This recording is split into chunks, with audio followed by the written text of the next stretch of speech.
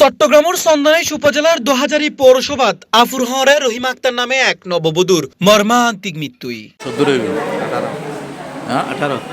জুলাইয়ের 28 তারিখ সন্ধ্যা 6টার মিকে দোহাজারী পৌরসভার 7 নম্বর ওয়ার্ডের ময়নারমার ফারেলাহাত এই হৃদয় বিদারক ঘটনাকাণ্ড ঘটে। নিহত রহিমা আক্তার ও এলাকার ওয়াহিদুলের স্ত্রী, তার দুইজনের বাড়ি বাঁশখালীর গন্ডামারাত। স্থানীয় সূত্রে জানা গিয়ে সন্ধ্যায় নিজ বাড়িতে অবস্থানকালে রহিমা আক্তারের উগ্র বিষধর সাপে হত দেয়। এরপর বিষয়গান টের পেয়ে পরিবারের সদস্য তারা উদ্ধার করে দ্রুত দোহাজারী হাসপাতালত লই যায়। তবে হাসপাতালত পৌঁছানোর পর কর্তব্যরত চিকিৎসক তারে পরীক্ষা নিরীক্ষা শেষে মৃত ঘোষণা করে। জানা যায় সার রান্না করতে যেরে এই সময় লাহোরি লওয়ানোর সময় গুজিতা হইন্য আফে হত দে তারে।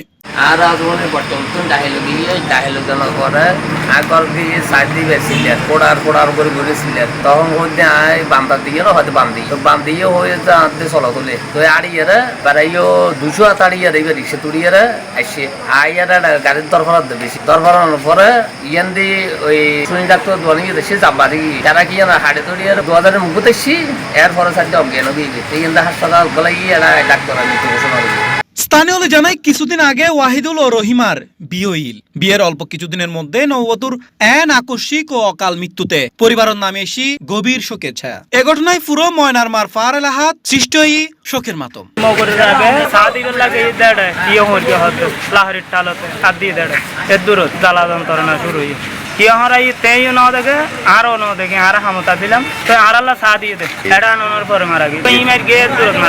এ বিষয়ে জানতে চাইলে দোহাজারী হাসপাতালত ডাক্তার টিফু মজুমদার হয় তারে হাসপাতালত আনানোর আগেই মাইফও মারা গিয়ে। ওটা আসলে আমার কাছে নিয়ে আসছে, মৃত অবস্থায় নিয়ে আসছে।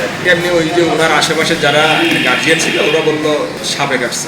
ওরা এমনি সাপ দেখে নাই, সাপে কাটছে, আঙ্গুল এমনি চিহ্ন ছিল, রক্ত বেরিয়েছিল, মনে হচ্ছে সাপে কাটাই, আর নাহলে এত দ্রুত মারা যেত না। আমাদের কাছে মৃত নিয়ে আসছে, আমরা ইসিজি করে দেখলাম তো কোনো সাইন সিমটম ছিল না। এমনি সিমটম যেভাবে মারা গেছে এত অল্প সময়ে ঘন্টা 1.5 ঘন্টার মধ্যে সাপে কাটায়। বর্তমানে গ্রামত বন্যা ও নানাবিধ হারণে আফুর উপদ্রব বাড়ি গিয়ে বদমিক কোনাজার আফে হরানোর মতো ঘটনা। তবে আফে হরাইলি যত দ্রুত সম্ভব নিকটস্থ উপজেলার স্বাস্থ্য কমপ্লেক্সত লয়ে যায় তাড়াতাড়ি অ্যান্টিভেনাম দেওয়ার ব্যবস্থা করিবার পরামর্শ দেয় গবেষকলে। C+ TV, Chittagong.